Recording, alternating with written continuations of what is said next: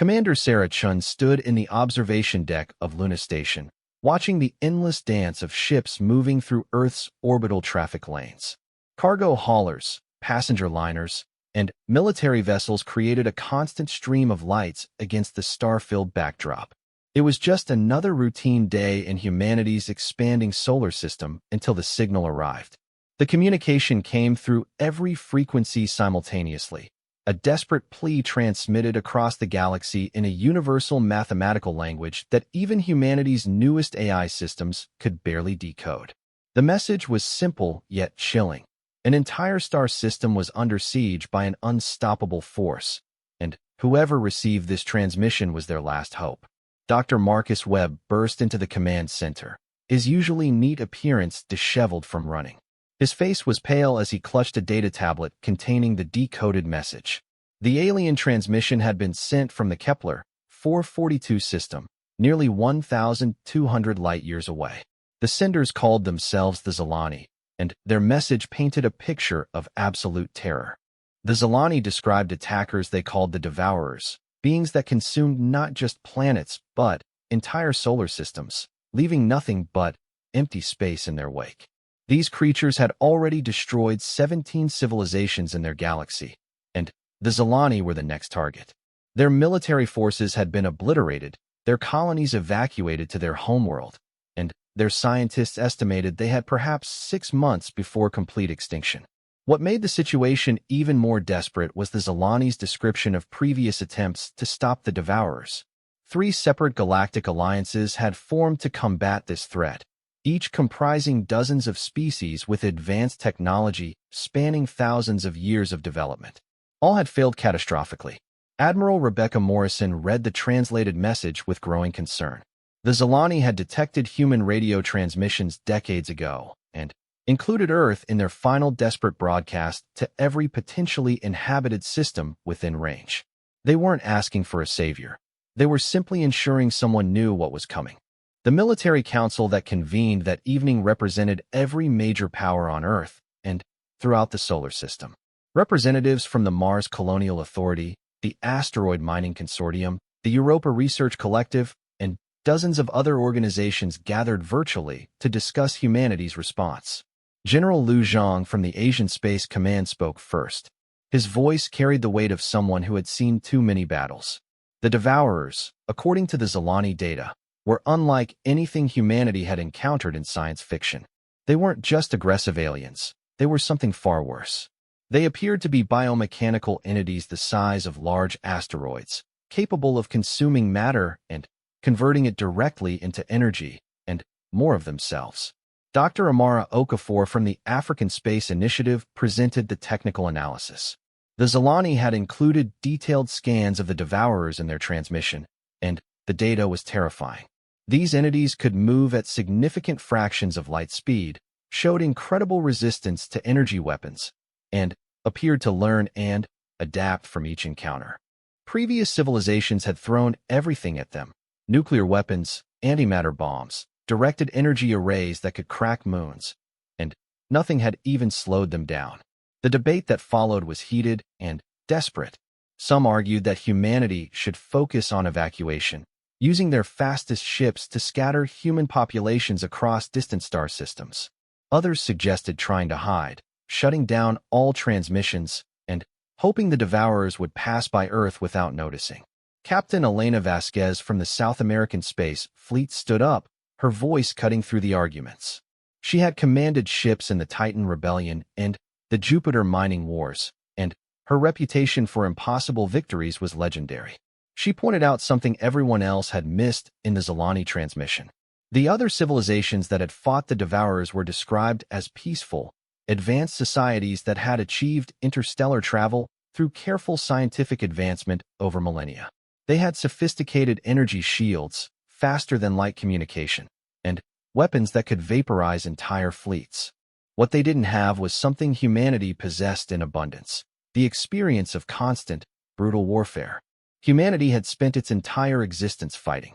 From the earliest tribal conflicts to the recent colonial wars throughout the solar system, humans had never experienced extended peace. Every human military commander had grown up studying battles, learning from defeats, and developing new ways to kill enemies who outnumbered them. Earth's history was written in blood, and that violent heritage might be exactly what was needed. Admiral Morrison made the decision that would change everything. Humanity would respond to the Zilani distress call, but not with a rescue mission. They would launch the largest military operation in human history, bringing together every warship, every weapon, and every battle-tested strategy they possessed. The plan was ambitious beyond anything previously attempted. Every human colony would contribute ships and personnel. The massive industrial complexes around Jupiter would be converted to weapons production. The research stations throughout the outer system would begin developing new technologies specifically designed to fight an enemy that had defeated civilizations far more advanced than humanity. Within hours of the decision, orders went out across the solar system. The Luna shipyards received priority construction orders for new vessel classes designed specifically for long-range warfare. The Mars foundries began producing ammunition and armor on scales never before attempted. Research facilities from Mercury to Pluto started working on weapons systems that combined human military doctrine with alien technology reverse-engineered from crashed UFOs recovered over the previous century. The response was overwhelming. Retired military officers volunteered to return to service. Civilian corporations offered their entire fleets for conversion to military use. Even the most remote mining stations began producing raw materials for the war effort. But the most significant response came from humanity's most dangerous individuals. Maximum security prisons across the solar system received recruitment offers for their most violent inmates. Mercenary groups that had been operating in the legal gray areas of the outer colonies suddenly found themselves with official military commissions. The criminal organizations that controlled illegal weapons trade were granted amnesty in exchange for their expertise and arsenals. Dr. Webb worked frantically to establish communication with the Zilani, using humanity's most powerful deep space transmitters to send a response across the galaxy. The message was simple: help is coming. Send us everything you know about the enemy. The Zilani response arrived 3 days later, and it contained something unexpected: hope. They had received similar messages from 2 other star systems that had detected their distress call. Humanity wouldn't be fighting alone. There were other species willing to stand against the Devourers. But what truly surprised the Zilani was humanity's approach to the problem. While the other responding civilizations offered refuge and evacuation assistance, humanity had sent detailed requests for tactical information, weapon specifications, and battle plans. The humans weren't planning to rescue the Zilani, they were planning to win. As construction began on humanity's war fleet, reports started coming in from across the galaxy. The Devourers had accelerated their assault on the Zilani system, apparently aware that their victims had called for help. Time was running out, and the human armada would need to travel 1,200 light-years in less than 5 months to have any chance of arriving before the Zilani were completely destroyed. The final piece of the puzzle came from an unexpected source. Dr. Elena Rodriguez, a physicist working on experimental faster-than-light travel, announced a breakthrough that would make the mission possible. Using principles derived from crashed alien technology and powered by the entire output of humanity's fusion reactors, she could create a space-time tunnel that would allow the fleet to reach the Kepler 442 system in time. The cost would be enormous. The tunnel would drain Earth's power grid for months and require every ship to be equipped with experimental drive systems that had never been tested on such a scale. Many vessels would likely be destroyed just by the journey, and there would be no possibility of retreat or resupply once they arrived. Admiral Morrison stood before the assembled fleet commanders and delivered the final briefing. Humanity was about to launch the largest military expedition in their history to fight an enemy that had defeated civilizations thousands of years more advanced. The odds of success were essentially zero. The cost of failure would be the extinction of an entire species, and there was no guarantee they would even survive the journey. Every single commander volunteered for the mission. The largest construction effort in human history began within hours of Admiral Morrison's announcement. Every shipyard in the solar system worked around the clock, their skeletal frameworks blazing with welding torches and assembly drones. The Luna shipyards, already massive, expanded overnight as emergency construction bays were erected across the moon's surface. Captain Elena Vasquez found herself commanding the conversion of merchant vessels into warships, a process that revealed humanity's gift for improvisation. Cargo haulers became missile platforms, their holds packed with enough firepower to level cities. Passenger liners were stripped down and rebuilt as troop transports, their luxury accommodations replaced with military bunks and weapons lockers. Even the massive ore processors used in asteroid mining were converted into mobile factories capable of producing ammunition and replacement parts during the long journey. The most impressive transformation occurred at the Mars shipyards, where civilian engineers worked alongside military designers to create entirely new classes of vessels. The Retribution-class battleships emerged from the construction bays like metal leviathans, their hulls bristling with weapon systems that combined human ballistic technology with reverse-engineered alien energy weapons. Each ship was nearly a kilometer long and carried enough firepower to sterilize a moon. Dr. Webb supervised the integration of captured alien technology into human weapons systems. The research had been ongoing for decades, ever since the first UFO crash in Roswell. But now the pace accelerated dramatically. Scientists worked in rotating shifts to understand and replicate alien shield generators, energy weapons, and faster-than-light communication systems. The breakthrough came when they realized that alien technology operated on principles of controlled quantum entanglement, allowing them to create hybrid systems that were more powerful than either human or alien technology alone. The recruitment drive that followed Admiral Morrison's call for volunteers surprised everyone involved. Within a week, over 2 million people had applied for positions in the expeditionary fleet. Retired veterans came out of nursing homes to offer their services. Teenagers lied about their ages to join the effort.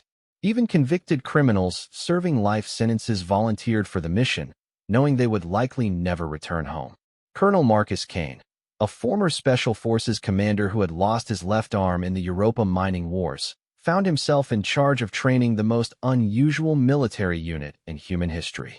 The Expendables, as they became known, were recruited from maximum security prisons across the solar system. Murderers, terrorists, and war criminals were given a choice: serve in the fleet's most dangerous assignments or remain in prison while humanity potentially faced extinction. The psychological evaluation for these volunteers was conducted by Dr. Sarah Kim, a psychiatrist who specialized in extreme personality disorders. She discovered something remarkable during the screening process. Many of humanity's most violent criminals possessed exactly the kind of mindset needed to fight an enemy like the Devourers. They were comfortable with extreme violence, unafraid of death, and capable of making brutal tactical decisions without hesitation. The training program that emerged was unlike anything in military history. Conventional soldiers learned to work alongside convicted killers. Engineers studied alien technology while practicing zero-gravity combat. Medical personnel trained to treat injuries that human doctors had never encountered. The entire operation was held together by a shared understanding that failure meant the extinction of everyone they had ever known. Communications with the Zilani continued throughout the preparation period, and each message brought worse news. The Devourers had destroyed the outer colonies of the Zilani system and were moving steadily toward the homeworld. The alien civilization had only a few million survivors left, huddled on their planet's surface while their orbital defenses fell one by one. Their messages became increasingly desperate as they realized their rescuers were an unknown species from a distant star system that might not even survive the journey. The breakthrough in faster-than-light travel came from an unexpected collaboration between Dr. Elena Rodriguez and Professor Chen Wei, a quantum physicist who had been studying the theoretical applications of alien technology. Working together, they developed a space-time manipulation system that could create temporary tunnels through higher-dimensional space. The energy requirements were staggering, but the unified power grid of the entire solar system could provide enough energy for a single journey. Testing the FTL drive produced mixed results. Unmanned probes successfully traversed short distances, but larger vessels experienced severe structural stress. The solution came from an engineer named David Thompson, who had spent his career designing ships for the brutal conditions of Jupiter's radiation-soaked moons. His reinforced hull designs could withstand the dimensional stresses of FTL travel, but each ship would need to be extensively modified. The modification process revealed another aspect of human ingenuity: adaptability under pressure. Ships were torn apart and rebuilt in a matter of weeks. Assembly lines that normally produce civilian goods were converted to manufacture military equipment. The asteroid mining platforms were relocated to provide raw materials for the expanding fleet. Even the research stations studying alien artifacts were converted into weapons testing facilities. Admiral Morrison established her command center aboard the newly constructed flagship, the UHS Vengeance. The massive vessel served as both a battleship and a mobile command post, its communication arrays capable of coordinating thousands of ships across interstellar distances. From her command bridge, she could oversee the final preparations for what military historians would later call the greatest gamble in human history. The final fleet composition was staggering in its scope. Over 8,000 vessels of every size and configuration formed the Armada, from massive dreadnoughts capable of destroying planets to small fighter craft designed for close-quarters combat. The logistics alone were nightmarish: fuel, ammunition, food, water, medical supplies, and replacement parts for a journey that would last months with no possibility of resupply. Supply Master General Patricia Reeves solved the logistics problem through a combination of advanced recycling technology and carefully calculated rationing. Every ship in the fleet was equipped with matter converters that could break down waste products and reconstitute them into usable materials. Food production systems based on hydroponic gardens and protein synthesis would provide nutrition for the crew. Water recycling systems achieved near-perfect efficiency through multiple filtration stages. The most challenging aspect of the preparation was psychological. Dr. Kim worked with military psychologists to develop training programs that would help crews maintain morale during the long journey and the inevitable battle at the end. They discovered that human psychology was remarkably well-suited to long-term military campaigns, a legacy of humanity's violent evolution that would prove invaluable in the coming conflict. 3 days before launch, the Zilani sent their final transmission before the Devourers severed their communications. The message was brief, but contained crucial tactical information. The Devourers attacked in coordinated swarms, using their ability to convert matter into energy to rapidly reproduce during battle. Previous civilizations had failed because they treated the Devourers as individual enemies rather than components of a larger organism. This information led to a last-minute change in human tactics. Instead of engaging the Devourers in traditional ship-to-ship combat, the human fleet would attempt to disrupt their coordination through electronic warfare and targeted strikes at communication nodes. If the Devourers functioned as a hive mind, destroying their ability to communicate might cause them to become disorganized and vulnerable. The electronic warfare specialists were led by Commander Lisa Park, a former intelligence officer who had developed cyber warfare techniques during the Mars Colonial Authority conflict.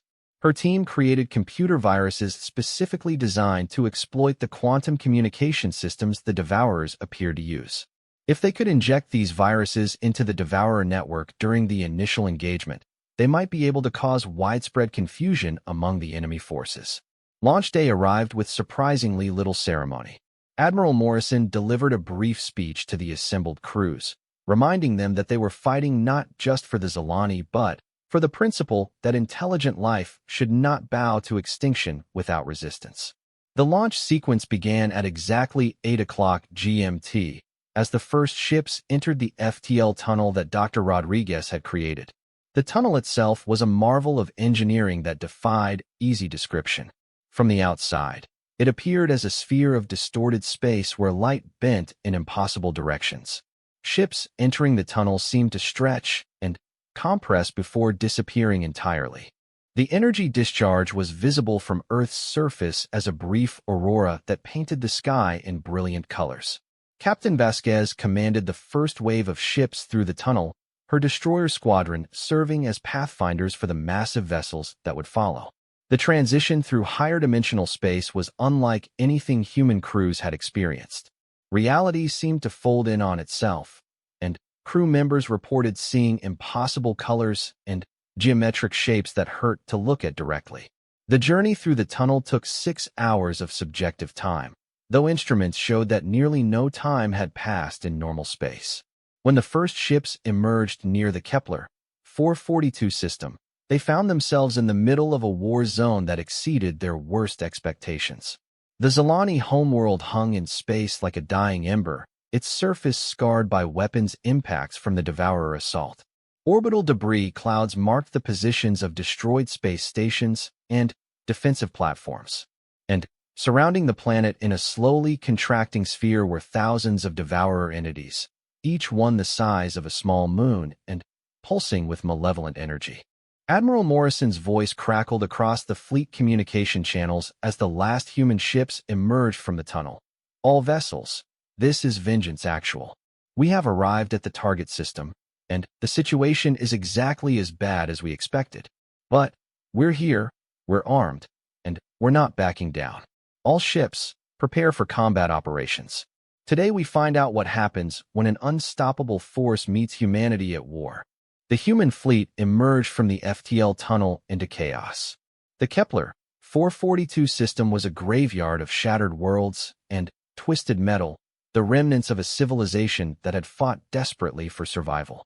Debris fields stretched across millions of kilometers, containing the wreckage of alien vessels whose technology far exceeded anything humanity had ever created. Yet all of it had been useless against the Devourers. Admiral Morrison studied the tactical display from her command bridge aboard the Vengeance. The Devourer forces were arrayed in a perfect sphere around the Zalani homeworld, a formation that demonstrated both their intelligence and their overwhelming confidence.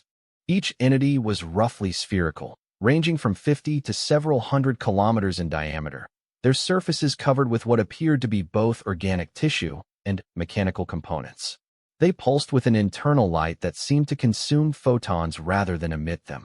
Commander Park's electronic warfare team immediately began scanning the Devourer communication frequencies, and what they discovered was both fascinating and terrifying. The entities communicated through quantum entanglement at frequencies that operated faster than light.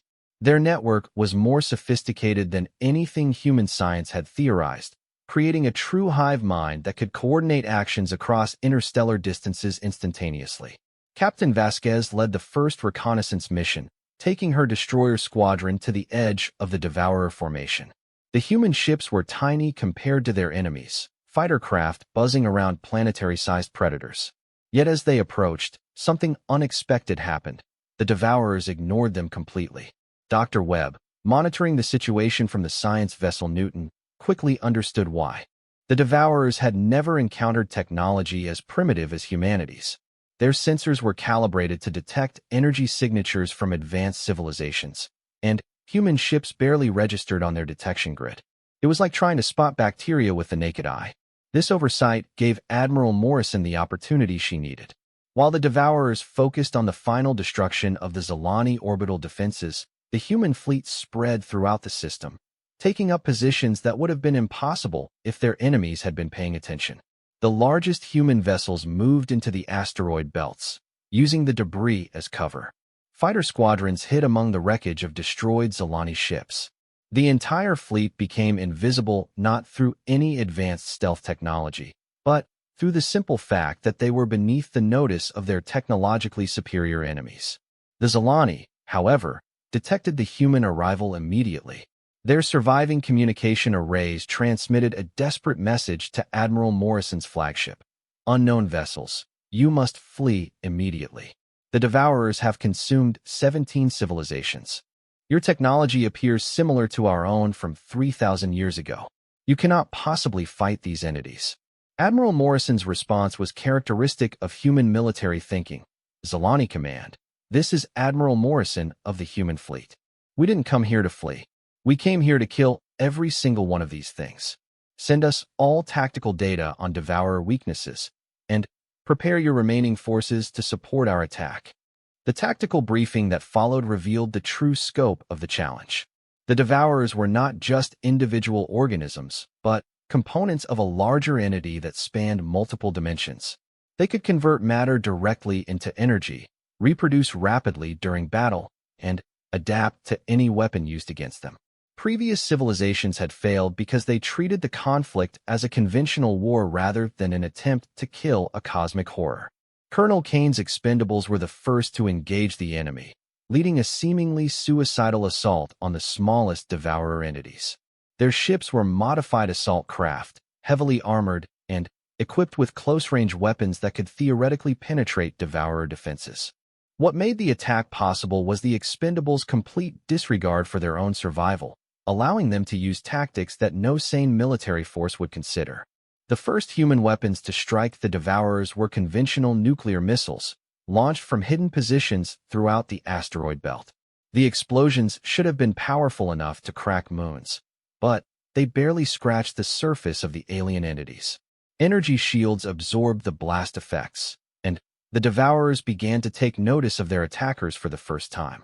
What happened next would be remembered as the moment humanity announced its presence to the galaxy. Instead of retreating when their most powerful weapons proved ineffective, the human fleet accelerated toward the enemy. Every ship opened fire simultaneously, filling space with projectiles, energy beams, and exotic weapons reverse-engineered from alien technology. The display was magnificent and seemingly pointless, like insects attacking giants. But Admiral Morrison's strategy was more subtle than it appeared. While the conventional weapons distracted the devourers, Commander Park's electronic warfare specialists launched their cyber attack directly into the alien hive mind. The computer viruses they had created were designed to exploit the quantum entanglement communication system, introducing chaos into the perfect coordination that made the devourers so effective. The effect was immediate and devastating. Individual devourers began moving erratically, their formation breaking apart as the hive mind struggled with corrupted data streams. Some entities turned on each other, their weapons systems confused about friend and foe identification. Others simply stopped moving entirely, their consciousness lost in recursive loops created by the human viruses. Dr. Rodriguez, monitoring the battle from the science vessel, made a crucial observation. The devourers' ability to convert matter into energy was dependent on their quantum communication network. When that network was disrupted, they became vulnerable to conventional attacks. She immediately transmitted this information to Admiral Morrison, who ordered a shift in tactics. The second wave of the human assault focused on the devourers that had been isolated from the hive mind by the cyber attack. Human ships swarmed around individual entities like antibodies attacking an infection. Close-range weapons that would have been useless against a coordinated defense found gaps in the confused aliens' protection. For the first time in the battle, devourer entities began to show damage. Captain Vasquez led the assault on the largest devourer in the formation, an entity nearly 300 kilometers in diameter that served as a command node for the local group. Her squadron included ships crewed by volunteers from every human colony, united in their determination to prove that technological superiority was not always decisive in warfare. The battle around the command node became a desperate melee as human ships dove through the entity's defensive fields, firing everything they had at close range. The Devourer's response was catastrophic, energy beams that could vaporize capital ships sweeping through the human formation. Dozens of vessels were destroyed in seconds, their crews sacrificing themselves to damage critical systems on the alien entity. The breakthrough came when Colonel Kane's expendables discovered that the Devourer's organic components were vulnerable to a specific type of radiation produced by human fusion reactors. Instead of using their reactors for propulsion, the expendables overloaded them to create directed radiation bursts that literally cooked the organic tissue, holding the Devourer entities together. The first Devourer to die was a mid-sized entity that had been completely cut off from the hive mind by the cyber attack. As human radiation weapons burned through its organic components, the mechanical systems began to fail catastrophically. The entity's death throes were visible across the entire system, a brilliant explosion that outshone the local star for several minutes. The psychological effect on both sides was enormous. The Devourers, who had never experienced the death of one of their own, began to retreat from their positions around the Zalani homeworld. The human fleet, energized by their first victory against a seemingly impossible enemy, pressed their advantage with the characteristic ruthlessness that had defined human warfare for millennia. But Admiral Morrison understood that they had achieved only a temporary advantage. The cyber attack would not work indefinitely. The Devourers would adapt their communication systems and regain coordination. The radiation weapons were effective, but required ships to get dangerously close to use them. And, most importantly, the human fleet had already suffered heavy casualties, while thousands of Devourer entities remained in the system. The real test would come when the Devourers regrouped and began to fight back with their full capabilities. Humanity had announced its presence and demonstrated that the unstoppable force could be stopped, but the war was far from over. The question now was whether human ingenuity and determination could overcome the vast technological gap before the fleet was completely destroyed. As the first phase of the battle ended, Admiral Morrison addressed her scattered fleet. "All vessels, this is vengeance actual. We came here to prove that no enemy is truly unstoppable, and we've made our point. The Devourers are not gods, they're just very advanced bullies. Now we show them what happens when bullies pick on the wrong species. Prepare for Phase 2 operations." The Zilani, watching from their dying homeworld, transmitted a message that summed up their astonishment. "Human fleet, in 3,000 years of recorded galactic history, no species has ever successfully killed a Devourer entity. You have accomplished in one battle what 17 civilizations failed to achieve. Who are you people?" The Devourers' response to their first casualties was swift and terrifying. Within hours of the destruction of their compatriot, the remaining entities began to adapt. Their quantum communication network evolved to resist human cyber attacks, developing new encryption methods and redundant pathways that made their hive mind nearly impregnable. The brief advantage humanity had gained was already slipping away. Admiral Morrison recognized the changing situation from her command bridge aboard the Vengeance. The tactical displays showed Devourer formations becoming more organized, their movements more coordinated. Worse, new entities were emerging from the depths of the system, freshly created from the matter of destroyed Zilani colonies. The enemy was not just adapting, they were growing stronger. Dr.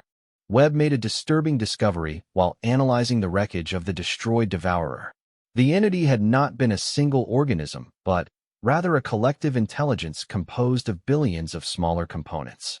Each component could function independently, meaning that even dead Devourers might continue to pose a threat. His findings suggested that humanity was not fighting individual creatures, but rather a distributed superorganism that spanned the entire galaxy. The second phase of the battle began when the reformed Devourer swarm launched a coordinated assault on the human fleet. Their weapons were unlike anything seen in the previous engagement, adapted specifically to target human technology. Energy beams that had been designed to destroy Zilani's shields now focused on overloading human reactor cores. Kinetic projectiles were sized to exploit weak points in human armor designs. Captain Vasquez found herself commanding a desperate defense of the human support vessels, trying to protect the supply ships and mobile repair facilities that kept the fleet operational. The Devourers had learned from their initial oversight and were now actively targeting human logistics, understanding that destroying the fleet's ability to sustain itself would be more effective than fighting ship-to-ship battles. The human response revealed another aspect of their military culture, the ability to improvise under extreme pressure. When conventional tactics failed, individual commanders began experimenting with increasingly desperate strategies. Some ships used their FTL drives as weapons, creating spatial distortions that could tear apart Devourer entities. Others sacrificed themselves in kamikaze attacks, overloading their reactors to create fusion explosions in the heart of enemy formations. Commander Park's electronic warfare team discovered that while they could no longer disrupt the Devourer hive mind, they could still intercept and analyze its communications. The intelligence they gathered was both valuable and terrifying. The Devourers were not just fighting humanity, they were studying them, learning from each encounter to improve their own capabilities. Every human tactic, every weapon, every strategy was being analyzed and countered in real time. The breakthrough came from an unexpected source, the Zilani themselves. Dr. Kethera, the surviving head of Zilani military research, transmitted detailed specifications for a weapon system that had never been tested. The Zilani scientists had theorized that devourer entities might be vulnerable to attacks that targeted their connection to higher-dimensional space, but they had never possessed the technology to test their hypothesis. Humanity, with their hybrid human-alien technology and complete disregard for safety protocols, could build such a weapon. Dr. Rodriguez led the crash development program, working with volunteer engineers who understood that their modifications might destroy their ships in the process. The result was a dimensional torpedo that could theoretically sever a devourer's connection to the quantum realm that gave them their power.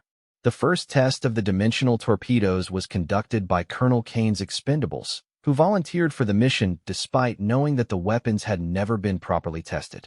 Their modified assault ships approached an isolated devourer entity, while the rest of the human fleet provided covering fire. The torpedo launch was almost anticlimactic, a simple projectile that seemed to disappear as it approached its target. The effect, however, was spectacular. The devourer entity began to collapse in on itself as its higher-dimensional components were severed from normal space. The process was visible as a series of impossible geometric distortions, as if reality itself was being twisted into knots. When the collapse ended, nothing remained but empty space and a few fragments of exotic matter that violated several laws of physics. The success of the dimensional torpedoes marked a turning point in the battle, but it also revealed the true scope of the challenge humanity faced. The weapons were incredibly difficult to manufacture, requiring exotic materials and precise calibration. Each torpedo took hours to produce, even with the fleet's mobile manufacturing facilities working at full capacity. Meanwhile, the devourers continued to reproduce and adapt, creating new entities faster than humanity could destroy them. Admiral Morrison made the decision that would define the rest of the campaign. Instead of trying to destroy every devourer in the system, the human fleet would focus on protecting the Zilani homeworld while searching for the source of devourer reproduction. Intelligence suggested that somewhere in the system was a master entity, possibly the original devourer that had consumed the first civilization thousands of years ago. The search for the master entity led the human fleet into the outer system, where they discovered something that changed their understanding of the enemy completely. Hidden in the gravity well of a gas giant was a massive structure that was part space station, part living organism, and part transdimensional gateway. It was from this facility that new devourer entities emerged, created from the harvested matter of destroyed worlds. The facility was protected by hundreds of devourer entities, but its real defense was its location deep within the gas giant's atmosphere.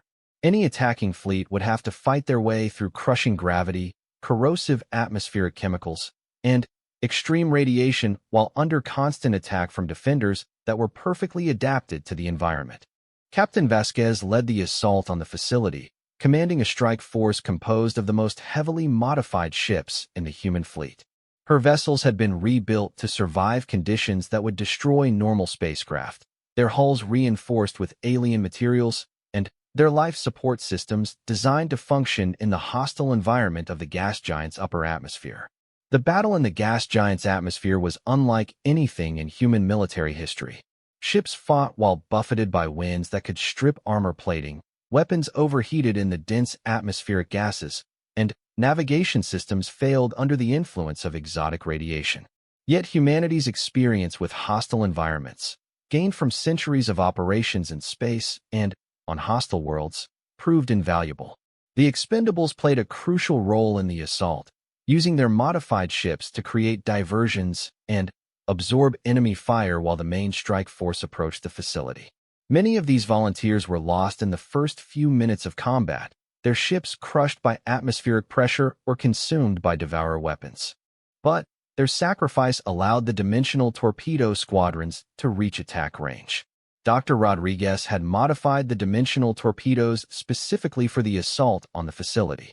These new weapons were designed to create cascading dimensional collapses, theoretically capable of destroying the transdimensional gateway that allowed the devourers to maintain their connection to their home dimension.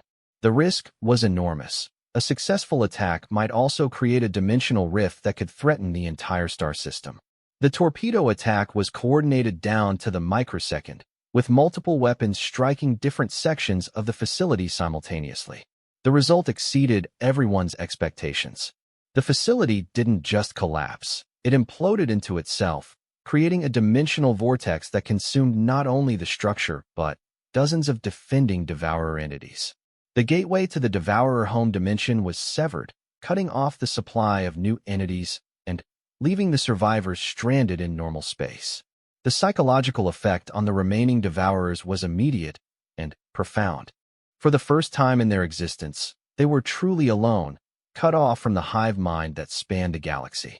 Individual entities began to show signs of panic, their perfect coordination breaking down as they struggled to cope with isolation. Admiral Morrison seized the opportunity, ordering a fleet-wide assault on the disorganized Devourers. Human ships emerged from hiding throughout the system, converging on enemy positions with every weapon available. The dimensional torpedoes, now being produced as quickly as possible, targeted the largest entities first, working methodically through the Devourer ranks. The battle that followed was the largest space engagement in human history, with thousands of ships participating in coordinated attacks across multiple astronomical units. The human fleet fought with the desperation of a species that understood this might be their only chance to eliminate the Devourer threat permanently. Every crew member, from admiral to maintenance technician, understood that failure meant not just the death of the Zilani, but potentially the eventual destruction of Earth itself. As the engagement reached its climax, Admiral Morrison received an urgent message from Dr. Webb. His analysis of captured Devourer technology had revealed something crucial.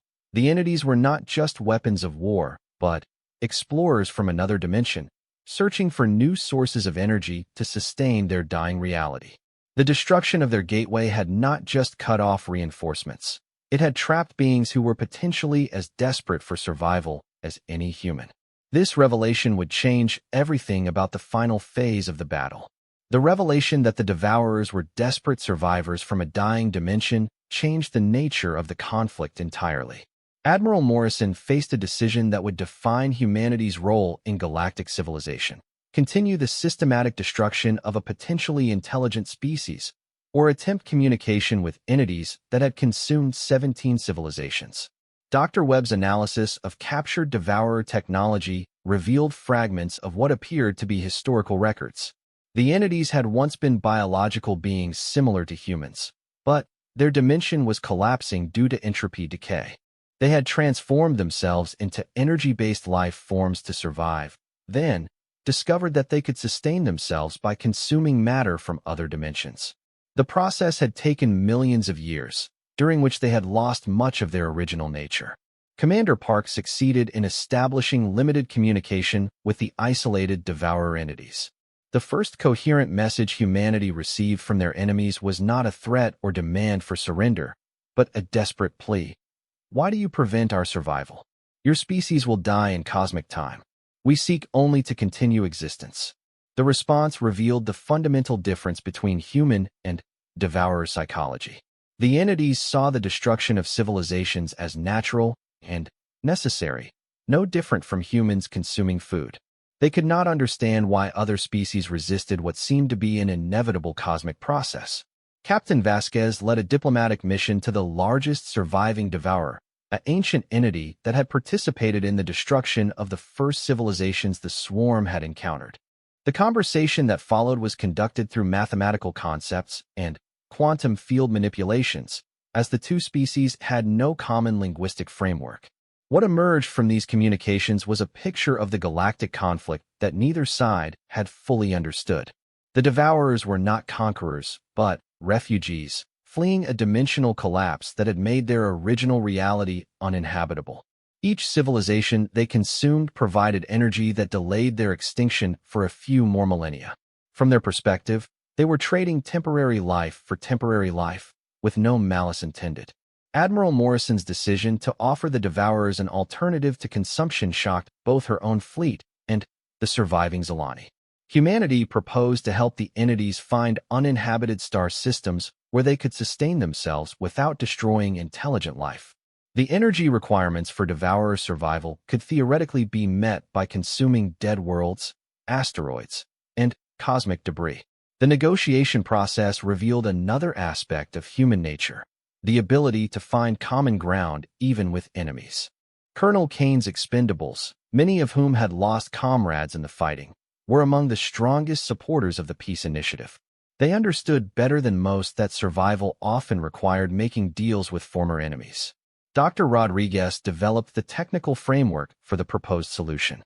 Using human dimensional manipulation technology combined with Devourer knowledge of higher dimensional physics, it would be possible to create artificial feeding areas where the entities could sustain themselves indefinitely. The process would require ongoing cooperation between humans and Devourers, creating a permanent relationship between the species. The Zilani response to the proposed peace was mixed. While grateful for their rescue, many questioned whether beings that had destroyed 17 civilizations could ever be trusted. Dr. Kithera argued that the Devourers should be destroyed while humanity still had the advantage, before they could adapt to human weapons and resume their expansion. The debate was settled by the Devourers themselves.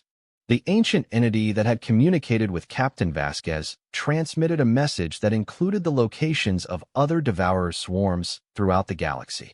There were thousands of them, each containing entities that could destroy entire star systems. Humanity could defeat one swarm, but the species lacked the resources to fight them all. The peace agreement that emerged was unlike any treaty in human history. The Devourers agreed to cease their consumption of inhabited worlds in exchange for human assistance in finding alternative energy sources.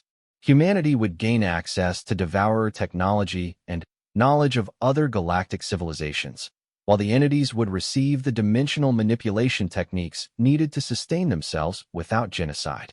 The implementation of the treaty required unprecedented cooperation between former enemies. Human engineers worked alongside Devourer technicians to construct massive energy collection arrays in dead star systems. The projects were so large they required the combined industrial capacity of multiple civilizations, with the Zilani contributing their advanced materials science and the Devourers providing their higher dimensional manipulation abilities. Captain Vasquez found herself commanding the first joint human-Devourer exploration mission, searching for suitable locations to establish the energy harvesting installations. The cultural exchange that occurred during these missions was fascinating to observe. Human crew members learned to think in terms of cosmic timescales, while Devourer entities began to understand the concept of individual mortality and its effect on decision-making. The long-term consequences of the alliance became apparent within months of the peace agreement. Other Devourer swarms, learning of the alternative to consumption through the quantum communication network, began requesting human assistance in establishing their own energy harvesting systems. The galaxy was being transformed from a collection of isolated civilizations into an interconnected network focused on mutual survival.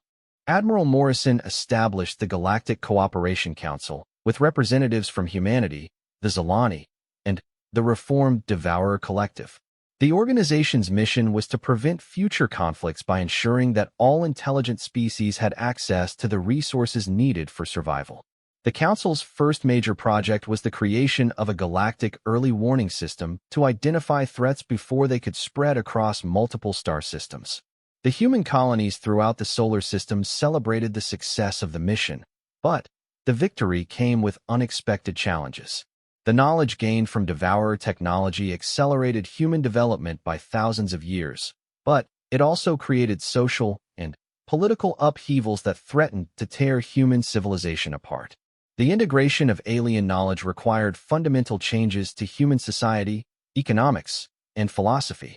Dr. Webb led the effort to understand and catalog the vast database of galactic history that the Devourers had accumulated over millions of years. The records contained information about thousands of civilizations, their technologies, their cultures, and their ultimate fates. Humanity suddenly found itself the inheritor of the largest collection of archaeological and scientific data in galactic history. The most significant discovery was that the cycle of cosmic destruction and renewal was a natural feature of the universe. Civilizations rose and fell over cosmic timescales, but knowledge, and culture could be preserved through careful planning and cooperation. The Devourers had unwittingly served as a galactic archive, preserving fragments of destroyed civilizations within their quantum matrices. Commander Park's electronic warfare team became the foundation for a new galactic communication network, using Devourer quantum entanglement technology to create instantaneous communication links between star systems. For the first time in galactic history, civilizations separated by thousands of light years could coordinate their activities in real time. The final phase of the integration process involved the establishment of joint colonies where humans, Zolani, and reformed Devourers could work together on long-term projects. These settlements became laboratories for developing new technologies and social systems that could function across species barriers. The most successful colonies were those that emphasized the unique strengths each species brought to the partnership. Colonel Kane's Expendables were transformed from a military unit into an exploration and contact team, responsible for making first contact with newly discovered civilizations. Their experience with extreme situations and their ability to work with former enemies made them ideal ambassadors for the new galactic order. The war that had begun as humanity's response to a distress call had ended with the creation of the first truly galactic civilization. The alliance between humanity, the Zolani, and the Devourers served as a model for other species joining the growing confederation. Within a decade, over 100 worlds had joined the Galactic Cooperation Council, each contributing their unique technologies and perspectives to the common good. Admiral Morrison's final report on the mission was characteristically brief. Mission accomplished.